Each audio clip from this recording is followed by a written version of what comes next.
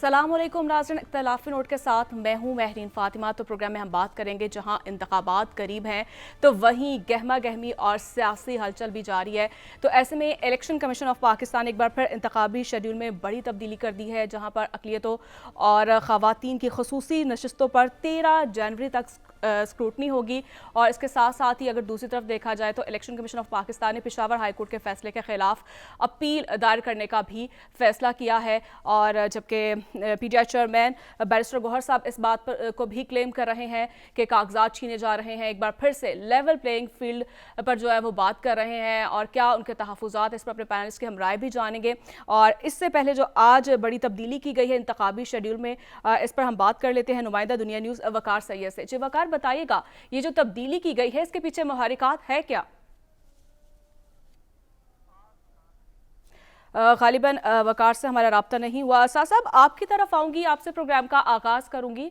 क्या देखते हैं आप कि जिस तरह से हमने देखा पेशावर हाई कोर्ट की जानिब से पाकिस्तान तहरीक इंसाफ को बल्ले के निशान पर जो है वो रिलीफ मिला है, और उसके बाद अब इलेक्शन कमीशन ऑफ पाकिस्तान ने भी जो है वो अब अपील दायर करने का फैसला किया है। और आइन और कानून की नज़र में आप क्या देखते हैं?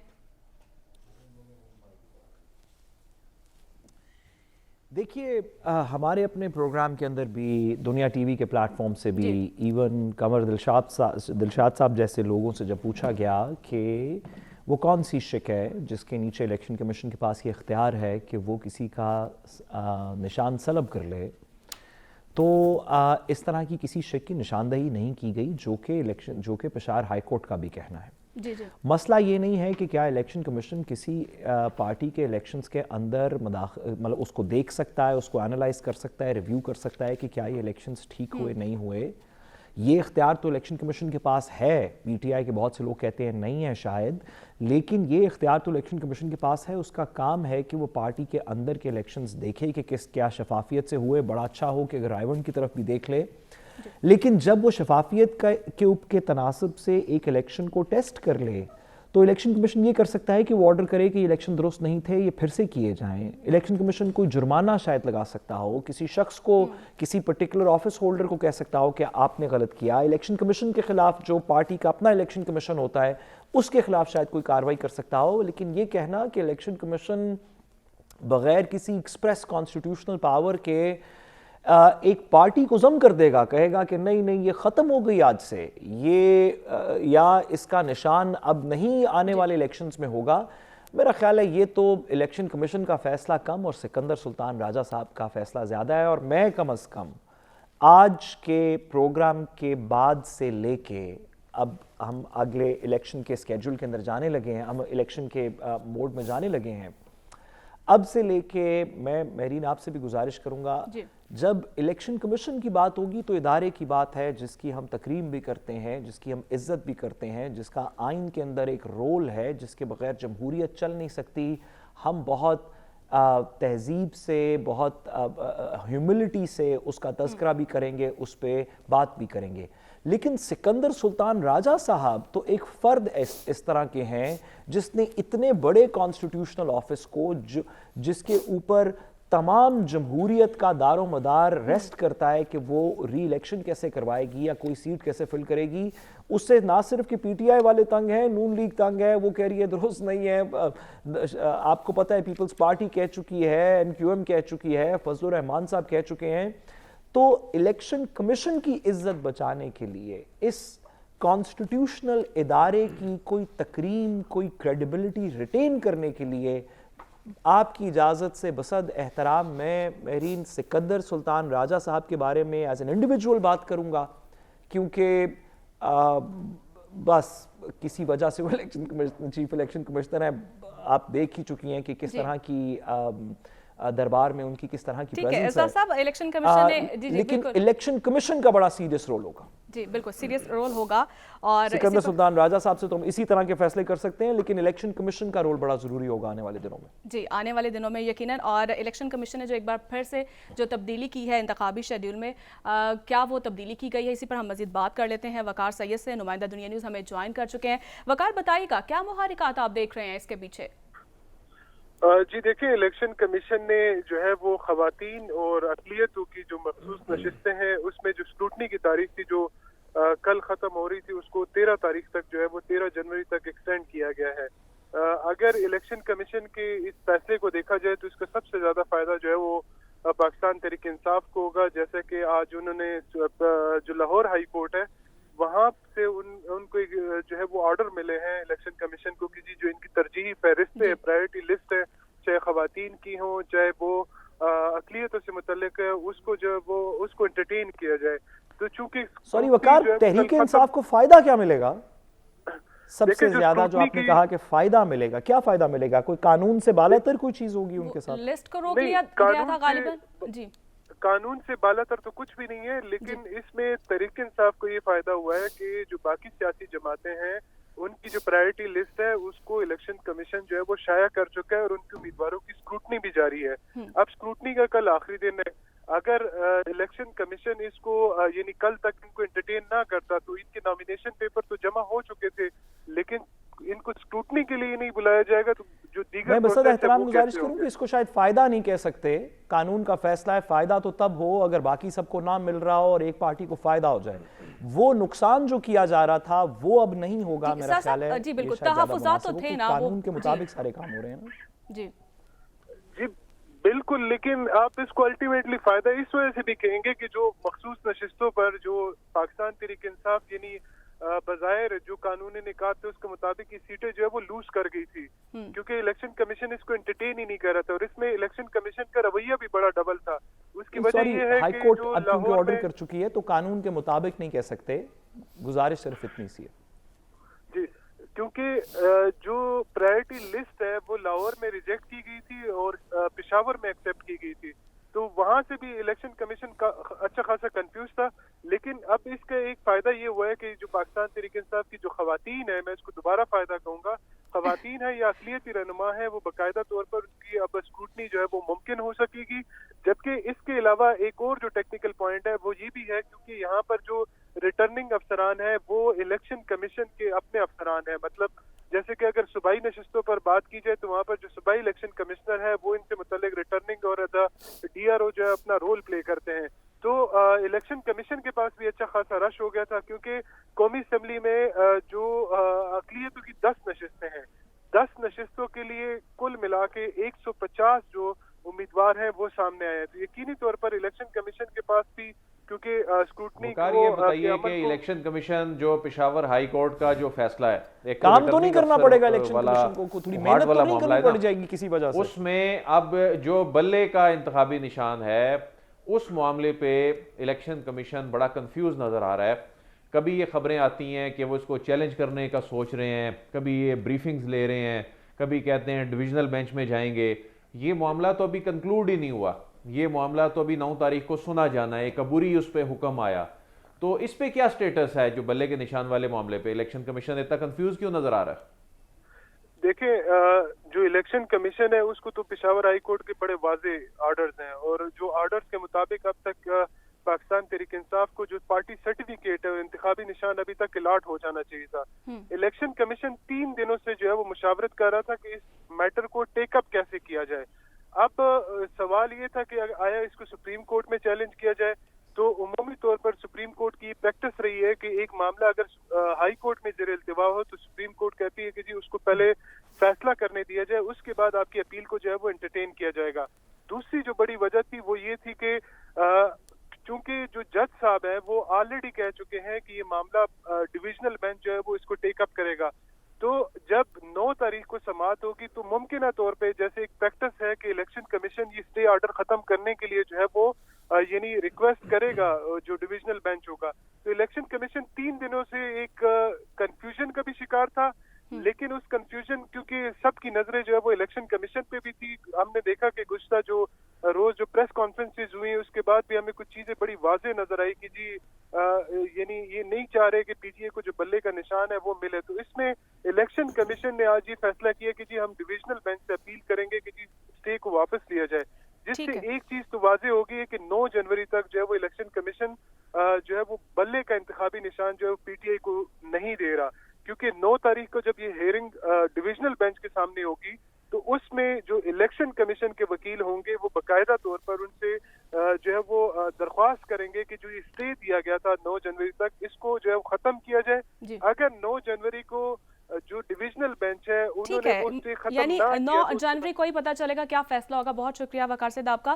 عادل صاحب آپ کی طرف آؤں گی. جس طرح سے پشاور ہائی کورٹ کے بعد ہم نے دیکھا تمام سیاسی جماعتیں جو ہیں وہ اب یہ کلیم بھی کر رہی ہیں, بلکہ الزامات میں یہ ورڈ استعمال کروں گی کر رہی ہیں پشاور ہائی کورٹ پر. اور جس طرح سے شہباز شریف صاحب نے یہ کہا کہ پشاور ہائی کورٹ ایک صوبے کی عدالت ہے, وہ کیسے پورے ملک کا فیصلہ کر سکتی ہے. تو کیا ہماری سیاسی جماعتیں جو ہیں وہ صرف انگلیاں ہی اٹھا سکتی ہیں صرف اداروں پر؟ یہ سیاسی جماعتیں اپنا نقصان کر رہی ہیں. انہوں نے ماضی سے کوئی سبق نہیں سیکھا. یہ جو ریت ڈال رہی ہیں, یہ جس طرح کی پریسیڈنٹس قائم کر رہی ہیں, کل کو یہ ان کے ساتھ بھی ہوگا.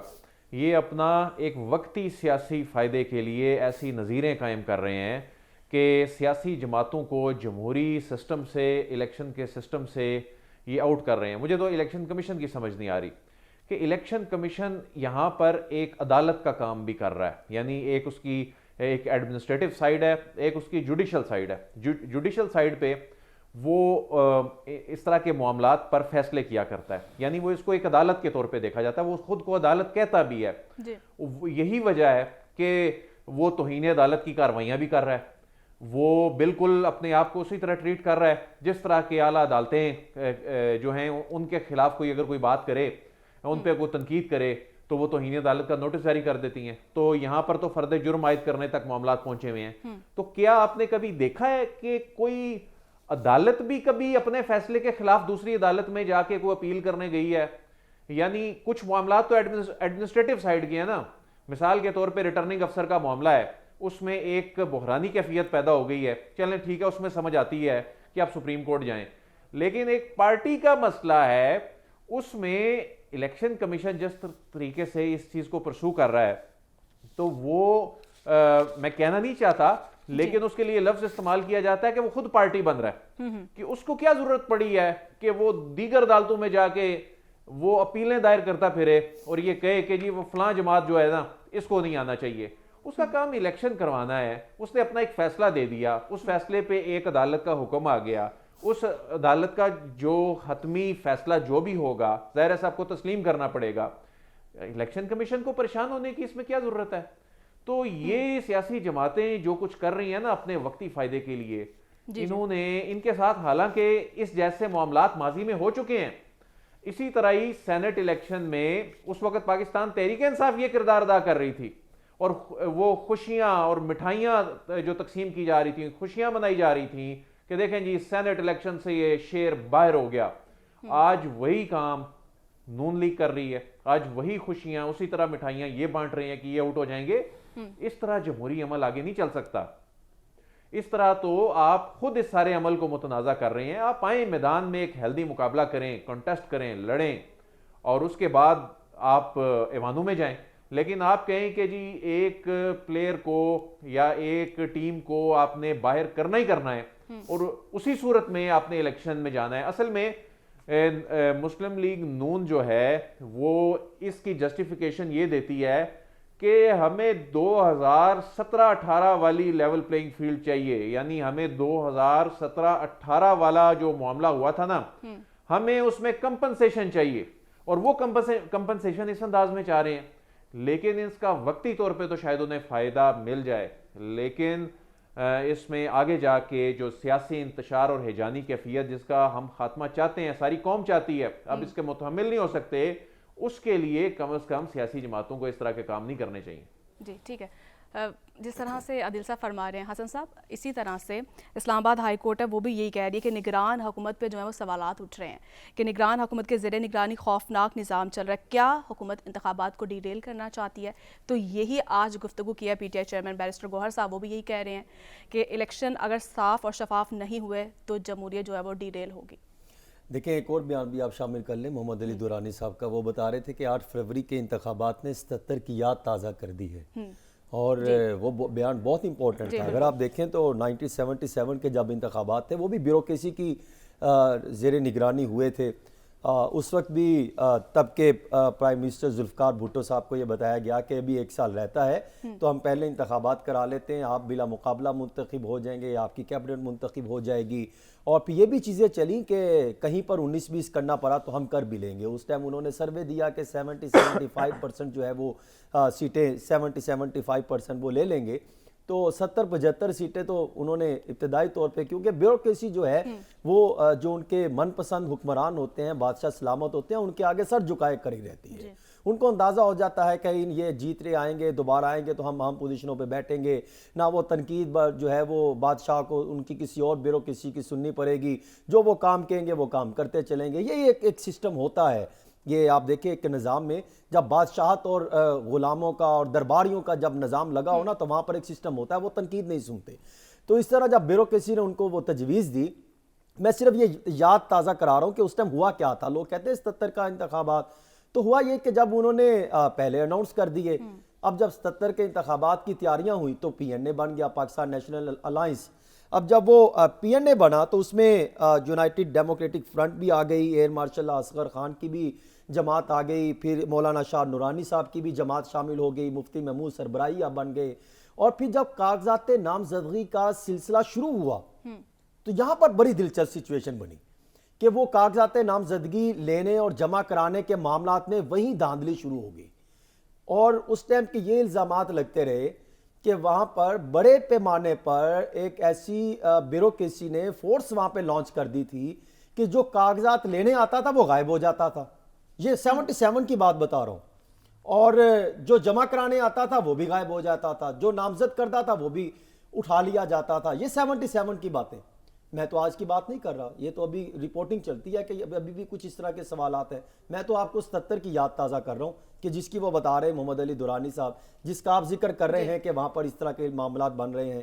تو پھر جب یہ معاملہ بنا تو انتخابات ہوئے, اور پھر میں نے جو اگزامپل پہلے بھی دی تھی, مولانا سمیع الحق صاحب کے والد صاحب مولانا عبدالحق اکاڑوی صاحب نے جب کاغذات نامزدگی جمع کروائے تو ریٹرننگ آفیسر نے ایک سادہ کاغذ پہ سائن بھی لے لیے, اور پھر پتا چلا کہ انہوں نے وہ خود ہی ریٹرننگ آفیسر نے بھر کے سائٹ پر کر دیا, اور پتا چلا کہ ان کے والد صاحب جو مولانا عبدالحق صاحب تھے ان کے کاغذ نامزدگی واپس ہو گئے. اور پھر کیا کیا, اور ایسے انتخابات کرائے گئے, پاکستان کی تاریخ کے شرمناک قسم کے انتخابات ہوئے کہ اندازہ آپ لگائیے کہ بلا مقابلہ منتخب ہو گئے. اور اس وقت وفاق میں 19 بلا مقابلہ سیٹیں لی تھی پاکستان پیپلز پارٹی نے اس وقت 77 میں, اور صوبے میں 60 امیدوار بلا مقابلہ منتخب ہو گئے تھے. اور پھر جہاں پر انہوں نے 70-75 کا انہوں نے کہا تھا کہ پنجاب میں سیٹیں لے جائیں گے, وہ اس حد تک بیوروکریسی نے کام کر دکھایا کہ 108 سیٹیں لے گئے, کیونکہ جب میدان میں ہی نہیں تھا تو وہ سیٹیں لینی تھی, بلا مقابلہ بھی چیزیں لینی تھی, سارا کچھ ہوا.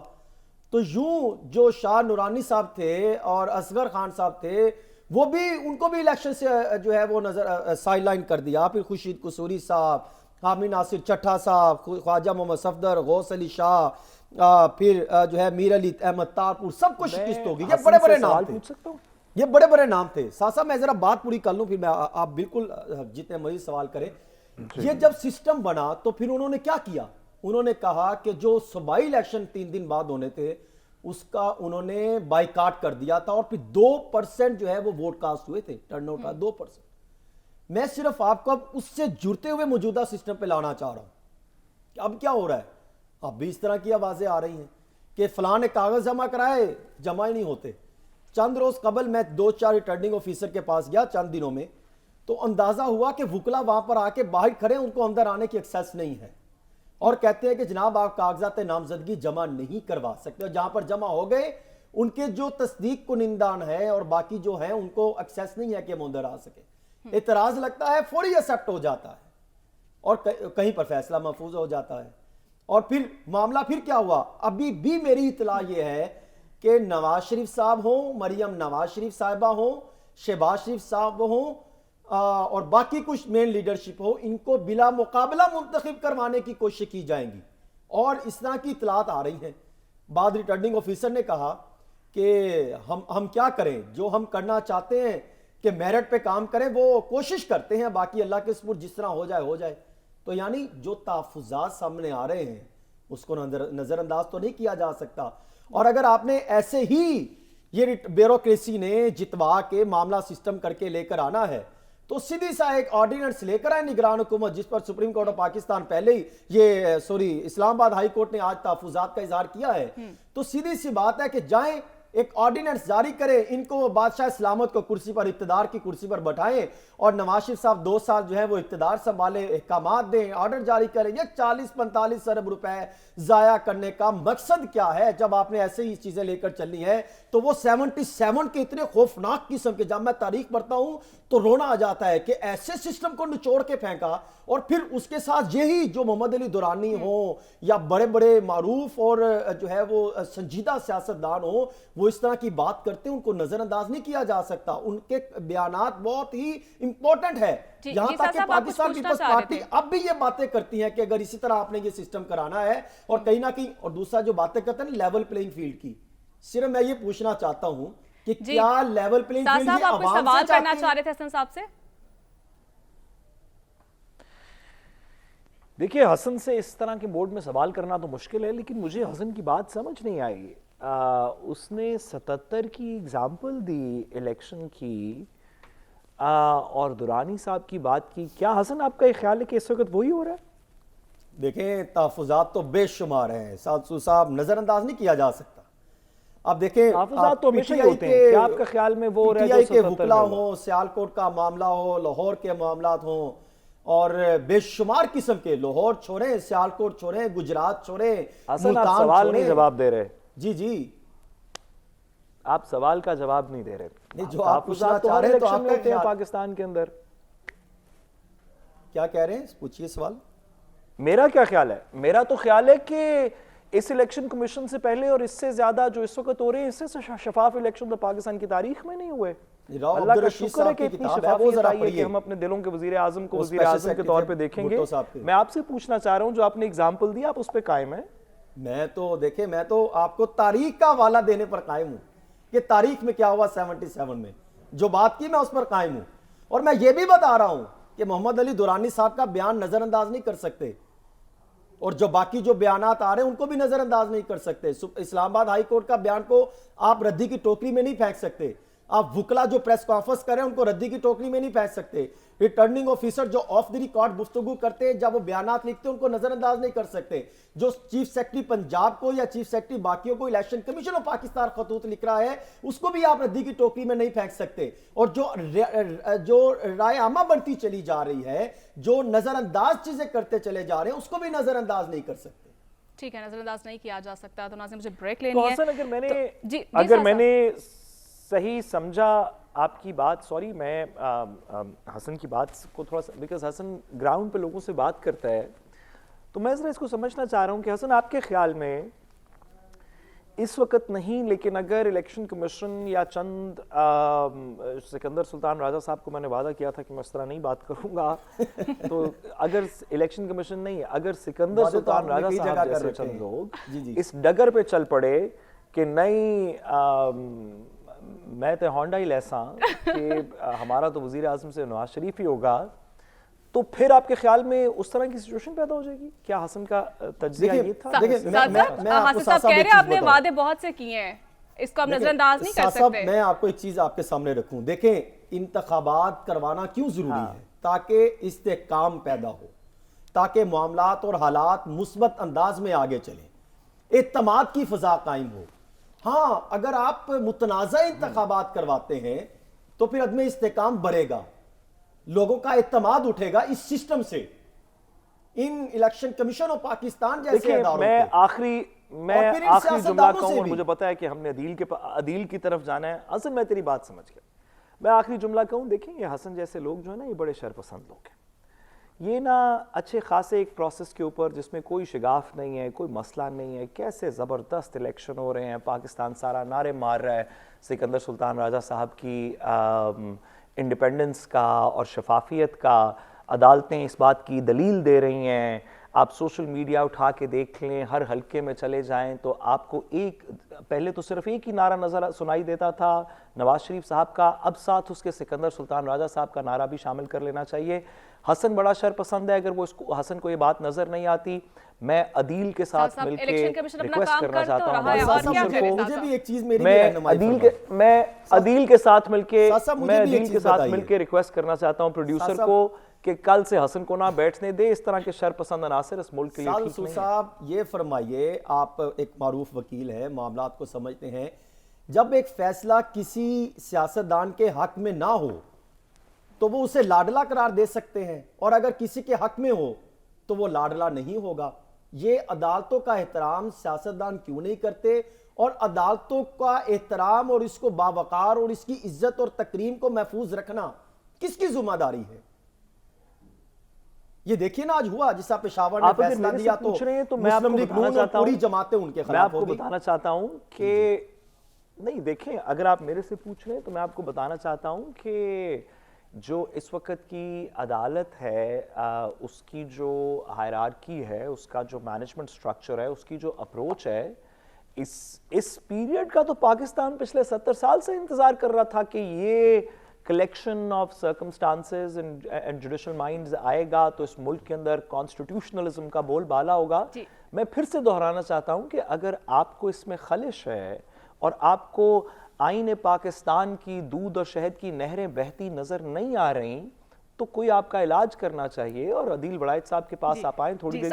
عدیل صاحب جو ہیں وہ خاموش ہے, ان کا موقف بھی جانیں گے, انتخابات بھی ہو جائیں گے, لیکن اس کے بعد کیا صورتحال بنے گی, لیکن بریک کے بعد عدیل صاحب کا جو موقف ہے وہ ہم لیں گے. تو ناظرین مجھے بڑھنا ایک چھوٹی سی بریک کے بعد, اسٹے ود اس.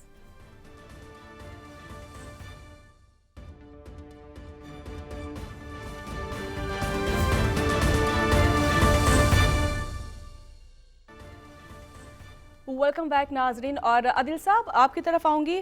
بریک سے پہلے میں نے آپ سے سوال کیا تھا کہ انتخابات بھی ہو جائیں گے, 8 فروری کے بعد کیا صورتحال بنے گی, ریاست اس پر کیا سوچتی ہے؟ دیکھیں 8 فروری کے بعد اس وقت جتنے بھی انڈیپینڈنٹ سروے آ رہے ہیں نا سامنے, اور جو پکچر سامنے آ رہی ہے, 8 فروری کے بعد جو حکومت بنے گی وہ ایک مخلوط حکومت بنے گی. کسی کے پاس بڑی میجورٹی نظر نہیں آ رہی. اور اس وقت ایک سوال یہ ہے کہ ٹھیک ہے, بات یہ ہو رہی ہے کہ ملک میں ایک ہیجانی کیفیت ختم ہونی چاہیے, ملک میں ایک اتنے بڑے انیشیٹیوز لے لیے گئے ہیں ریاست کی جانب سے, تو 8 فروری کے بعد کیا ہوگا؟ تو آج بھی جو ایک اسلام آباد میں ایک بہت بڑا ایونٹ ہوا جو کہ کسان کنونشن تھا, اس میں پرائم منسٹر اور آرمی چیف جو ہیں انہوں نے کسانوں سے خطاب کیا. تو وہاں پر جو مجھے لگا, جو وہاں پر بات چیت ہوئی, تو بڑا واضح ہے کہ جو ریاست کی جو ریاستی سطح پر بڑے ڈیسیژن لیے جا چکے ہیں, جو معیشت کے میدان میں لیے جا چکے ہیں, جو SIFC کی صورت میں بڑے انیشیٹیوز جو ہیں, یہ بڑے فیصلے, لیجسلیشن, بڑے فورم بن گئے ہیں, یہ جو تسلسل ہے پالیسیوں کا, یہ ایسے ہی چلے گا چاہے جس کی بھی حکومت آئے گی. اس پہ کوئی کمپرومائز نہیں ہوگا. یہ ایسا نہیں ہوگا کہ 8 فروری کے بعد کوئی نئی پالیسیاں ہوں گی معاشی میدان میں. انویسٹمنٹ کے پوائنٹ آف ویو سے اگر بات کریں, ہم اپنی ایکسپورٹس کے حوالے سے ہم بات کریں, ہم اپنی ایگریکلچر کے حوالے سے بات کریں, تو ایسا بالکل نہیں ہوگا کہ 8 فروری کے بعد جی نئی حکومت آ کے کہے گی جی ہماری تو بنیادی طور پہ یہ پرائیورٹیز ہیں, ہم نے اس طرح چلنا ہے. تو یہ تو بڑا واضح ہے کہ حکومت جو بھی آئے گی, ایک تو جو منظرنامہ نظر آ رہا ہے ایک مخلوط حکومت ہوگی. کوئی بہت تگڑی کسی بھی جماعت کی ایسی حکومت نظر ہی نہیں آ رہی. پاکستان پیپلز پارٹی جو اس وقت پکچر سامنے نظر آ رہی ہے, اتنی ہی نشستیں لے گی جو سندھ کو سیکیور کر جائے گی. اور جو مسلم لیگ نون ہے, اس کے حوالے سے جو ان کے اپنے نون لیگ کے جو اپنے سرویز ہیں, جو انہوں نے خود کنڈکٹ کروائے ہیں مختلف کمپنیوں سے بھی, اس کے مطابق ان کو 90 کے اراؤنڈ نشستیں مل جائیں گی. اور پاکستان تحریک انصاف اگر بلا بچ جاتا ہے, اگر بلے کا انتخابی نشان جو ہے وہ سروائیو کر جاتا ہے تو وہ بھی کوئی 80-85 کے قریب نشستیں، تو اس طرح کی صورتحال بنتی دکھائی دے رہی ہے 8 فروری کے بعد.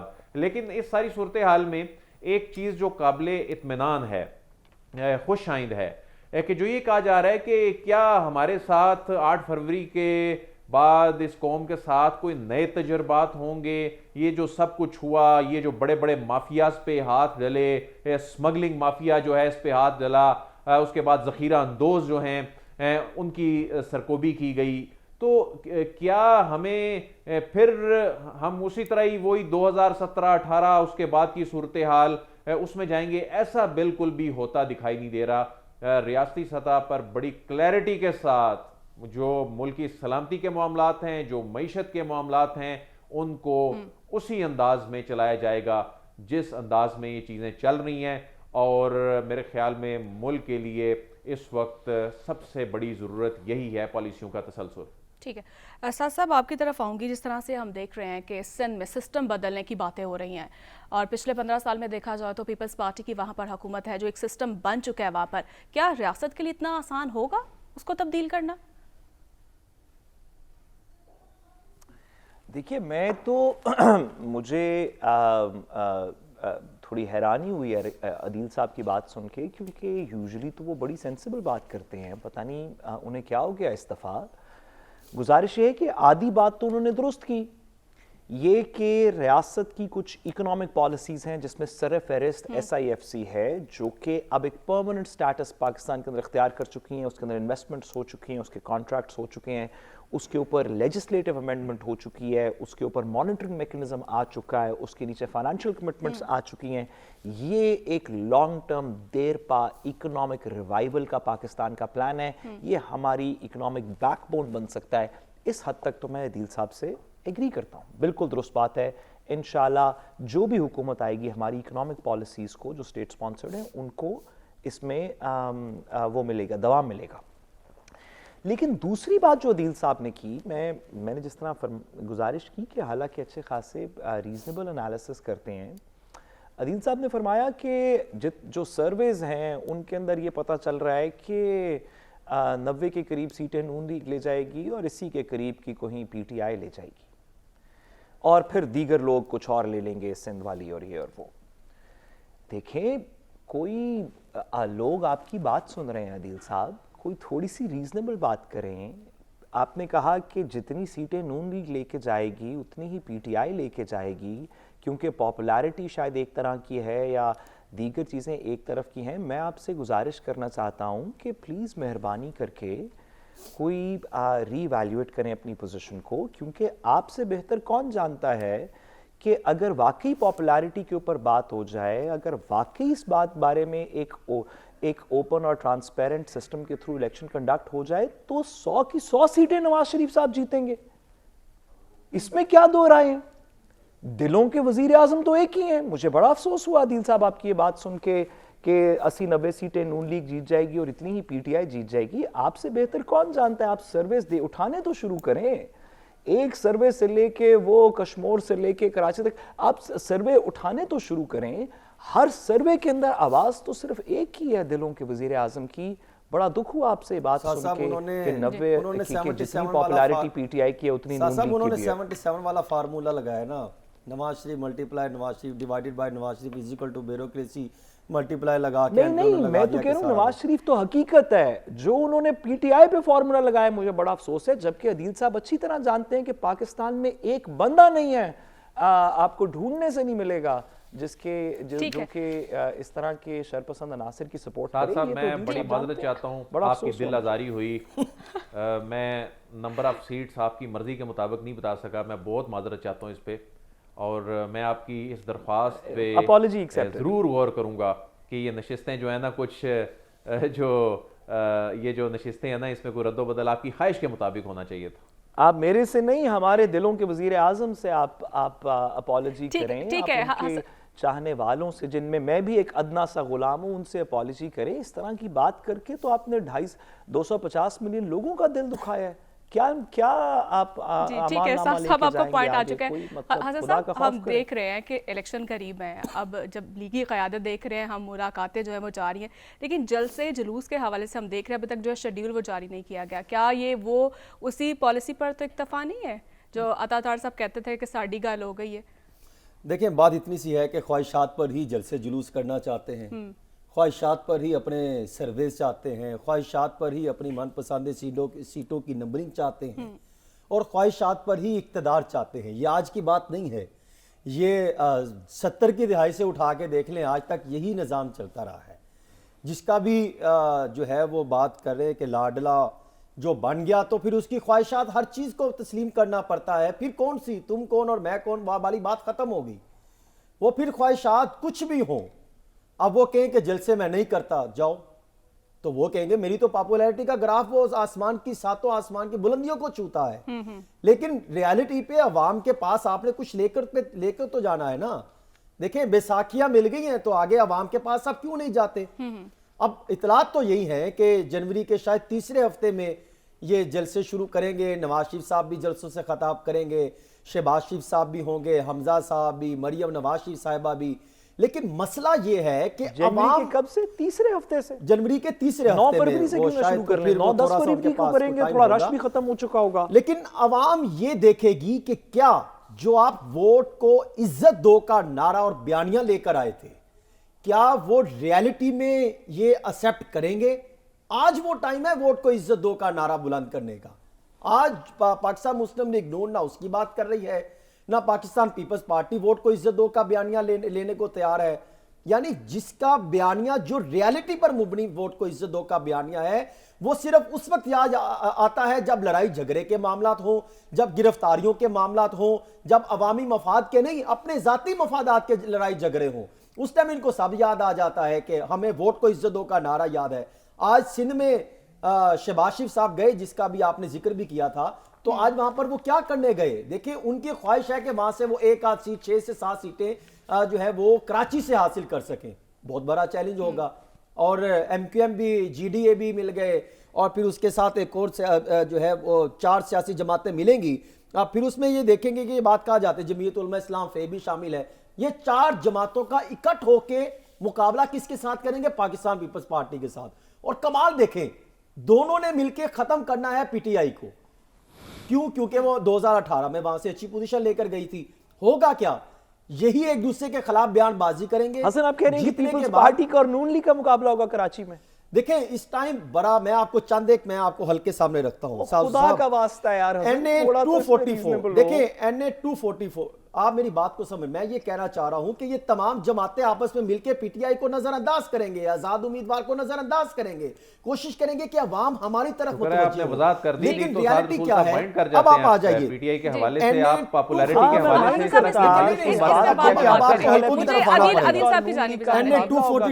NA-242 बड़ा दिलचस्प मुकाबला होगा। 250 194 239 जहां पर पीपल्स पार्टी कराची की बात कर रहा हूं। आदिल साहब, अब यही जो है वो मेन मुलाकातों से कब आगे बढ़ेगी? हम देख रहे हैं कि इंतखाबात में सिर्फ 40-41 दिन बाकी रह गए हैं।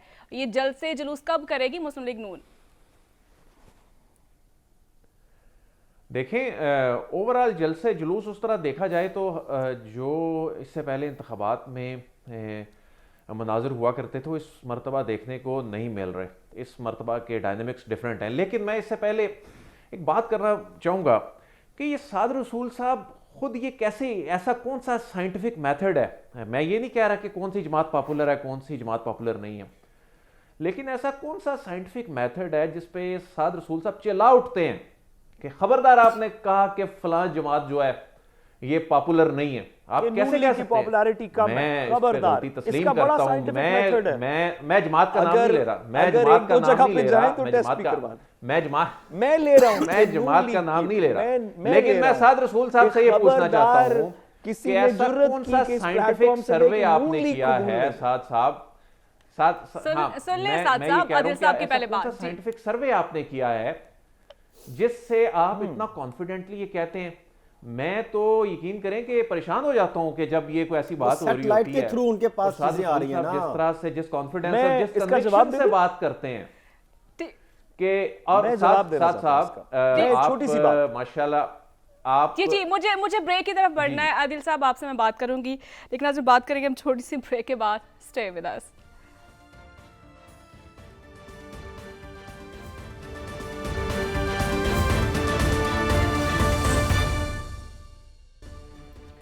ویلکم بیک ناظرین. اور جس طرح سے بریک سے پہلے عادل صاحب اور سعد صاحب سیٹوں کے حوالے سے بات کر رہے تھے تمام سیاسی جماعتوں کو لے کر، اور یقیناً انتخابات جو ہیں 8 فروری کو ہوں گے، یہ بات تو اب طے شدہ ہے، اور اس کے بعد کی کیا صورتحال بنے گی اس پر بھی ہم آنے والے دنوں میں اس پر ہم بات کریں گے اپنے پروگرام میں. اور اس کے ساتھ مجھے اجازت دیجیے، اللہ نے کے بعد.